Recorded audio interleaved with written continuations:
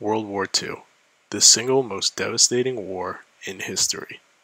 Over 75 million people died as a result of the global conflict, an event so significant that it fundamentally changed nearly everything it touched during the 6 years it raged on.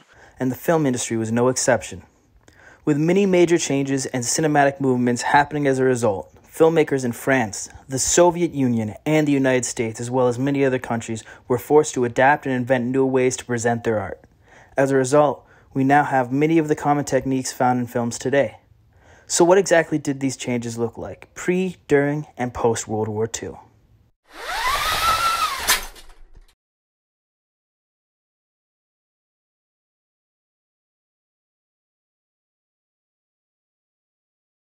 When looking at early film history from the 1890s to the 1900s, France was an extremely influential powerhouse. The birthplace of the cinematograph and the Lumiere brothers, French cinema can be credited as one of the origins of film as a whole. Following the First World War, the European film market as a whole was crumbling. Many American films were imported during this time, and not many films were being produced in France as opposed to before World War I. The few films that were produced during this time were part of the movement known as poetic realism. In his book Mists of Regret, Culture and Sensibility in Classic French Film, professor of film and comparative literature Dudley Andrew highlights the differences between French poetic realism and the American films of the time. Compared to the highly plotted and gaudy American cinema, poetic realism promised far more integrity. For example, it promised more authenticity in its sets, dialogue, and action, which played out upon them. This focus on realism is something that can be found in films such as La Talente from 1934, Pepe Le Moko from 1937, and Hotel du Nord from 1938, with Hotel du Nord being one of the last films to come out before France officially got involved in World War II. This dedication to realism and authenticity in French films is something that French directors would hold dear and continue to expand on moving into the future.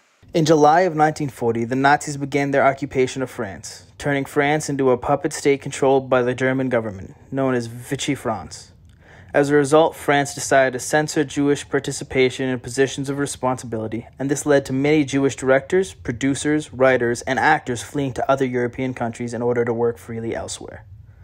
This farther tightened the constraint on French films as the industry was already on the decline due to the economic constraints still left over from the First World War. This brought forth a double-edged sword for French creative cinema with the Nazis occupying France.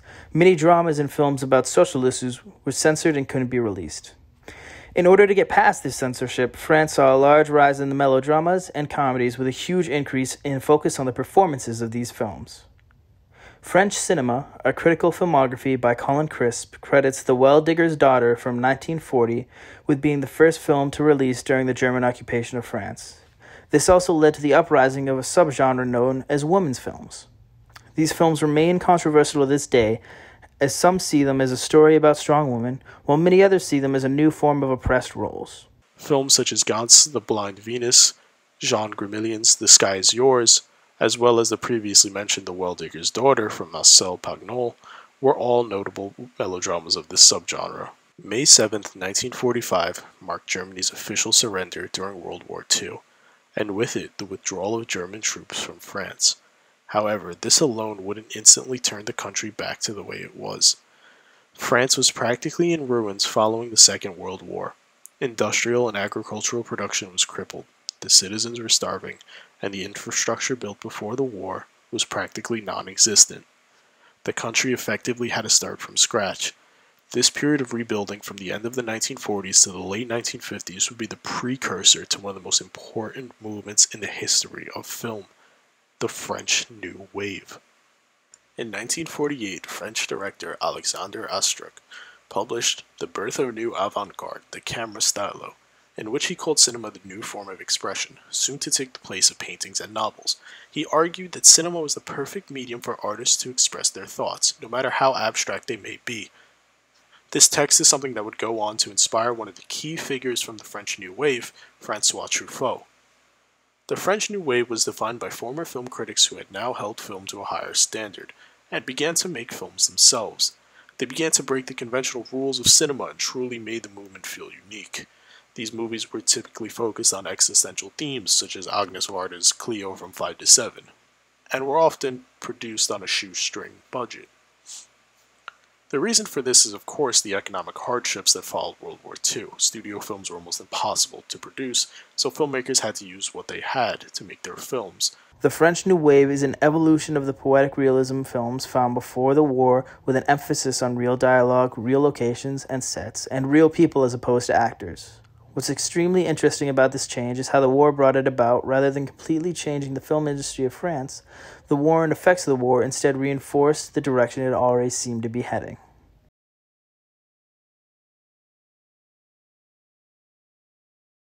The Russian Revolution was one of the most important events in Russian history, transforming it from the Russian Empire to the Soviet Union, leaving it in the hands of particularly outspoken communist Vladimir Lenin. In 1919, the Commissar of Education, Anatoly Lunacharsky, recalls a conversation he once had with Lenin. He claims that Lenin said, "Cinema, for us, is the most important of the arts." The fact that the country held over 160 million people who spoke over 100 separate languages caused Lenin to believe that the film was the best way to unify his people under the new communist government. Even without being illiterate or understanding the language entirely, any person could understand the meaning and intent behind a film. It has often been said that film is a universal language that all can understand, and he realized the power of film alongside with the use of cinematic propaganda, and then he used it to bolster the Soviet regime. In fact, the first ever film school was opened in the Soviet Union under the leadership of Vladimir Lenin, which was named the All-Union State Institute of Cinematography.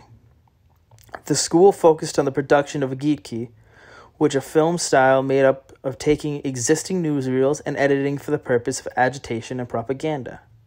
This, however, evolved after the teacher Lev Kuleshov took charge. He used the same style as agitki and had his students take it to the next level by writing, directing, and then acting out the scenarios in front of a camera, then taking those clips and editing them into something more meaningful.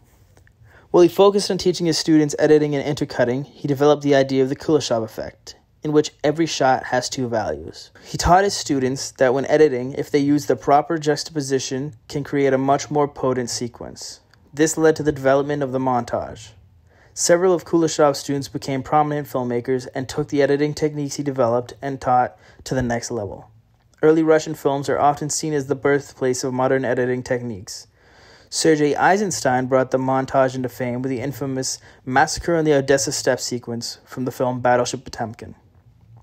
By building on Kuleshov's idea of the juxtaposition of shots, Eisenstein believed that the meaning of motion picture was defined by opposing shots. And a few years after Battleship Potemkin released, the 1929 film Man with a Movie Camera from director Dziga Vertov would introduce key editing and general film techniques that are still used today. The origins of the jump cut, meta-narrative, Dutch angles, and stop-motion animation can all be traced back to Vertov's films. The freedom that Lenin had given to filmmakers after the Russian Civil War and the teachings of Kuleshov gave birth to a whole new style of editing that helped boost Soviet propaganda and narrative storytelling as a whole, and change the way films portrayed meaning through its editing. In 1924, Joseph Stalin would take power, and as World War II kicked into full swing in the late 1930s, the Soviet Union used the newly trained filmmakers to their advantage, as they began producing anti-Nazi propaganda on a large scale. The Soviets began producing both film and animated propaganda to garner the support of their people and send a clear message to all of its citizens. Until their first major victories, these Soviet films didn't focus on the front, but instead focused on the heroic struggles of those in Germany and those who were taken into captivity. Many other films were based and focused on the women working in the motherland, in order to call people who were not fighting to come to their country's defense and help fight the war in any way that they could. While production slowed due to the close proximity of the war to the Russian homeland, 70 films were made, 50 of which were thematically linked to the war. All of which, however, served as propaganda for the USSR. Stalin's tough rule began to stifle the creativity that Lenin had tried to embolden.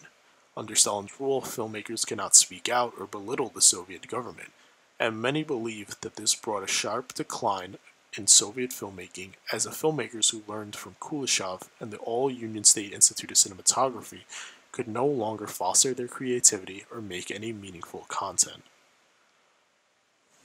After World War II, Soviet cinema did not see any dramatic change until after Stalin's death in March of 1953. Censorship began to see a decline and creative freedom was on the rise again. This brought with it a huge boost to the Soviet film. In contrast to the 1940s, where it was nearly impossible to get a directing assignment, the 50s saw a new wave of young directors begin their filmmaking career. Many of the films released now featured a satire on the bureaucratic interference of art in previous decades. And in the mid-50s, Soviet filmmakers were able to re-enter the international market, and the USSR began to import foreign films. 1957's The Cranes Are Flying and 1959's Ballad of a Soldier received critical acclaim at Cannes International Film Festival and helped to reacquaint Soviet film to a more Western audience. In 1959, with the launch of the Moscow Film Festival, the new generations of Soviet filmmakers were cemented into the international circuit, and young directors such as Andrei Tarkovsky and Lariska Shushkin could now launch their careers free from the censorship that the previous generations of filmmakers was stifled by. These new directors of the Russian New Wave all came from the All-Union State Institute of Cinematography and followed the teachings set forth by the generation before them. And with their newfound artistic freedom, they began to push boundaries of filmmaking once again, even though they were still rooted in the teachings of Kuleshov and had a heavy focus on editing.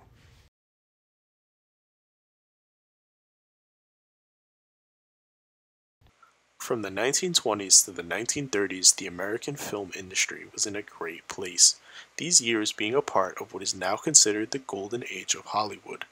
The 20s saw Hollywood firmly move away from the cinema of attractions and instead focus on much more story and narrative-driven films. In addition to these changes, technological advancements were also being made. In 1927, the first film with sound debuted, 1927's The Jazz Singer. However, socially, America was not without its hardships. These films came out during the midst of the Great Depression, the biggest economic recession in American history. However, this did not stop people from going to the movies.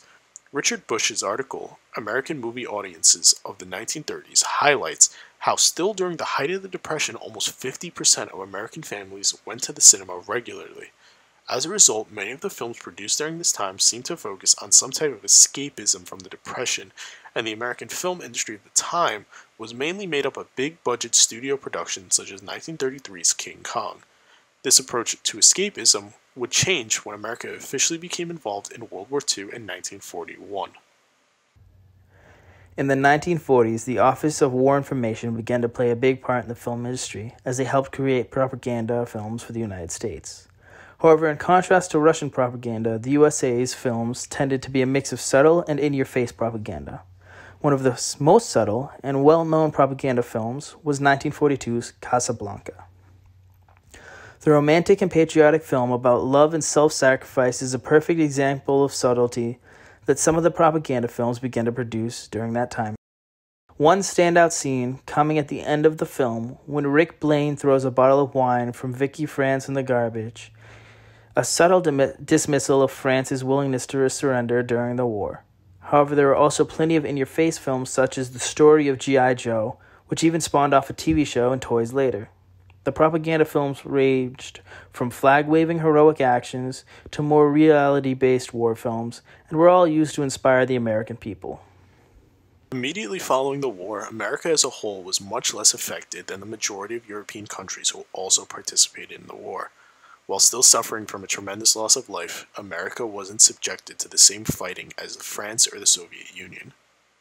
Instead, America was much better economically than it was before the war had started. However, there was still one major social issue plaguing the American people, specifically those who had returned from war. The majority of returning soldiers had shared experiences, trouble adjusting, difficulty finding work, PTSD, and other issues still found in veterans today. As a result, the films produced during these years immediately following the war seemed to be more focused on reassuring the soldiers that they were not alone in this fight, which was brand new to them. There's no better example of this sentiment than the 1946 film, The Best Years of Our Lives. Released 1 year after the end of the war, William Wyler made the film to solely focus on soldiers returning from war and the different struggles they had to go through.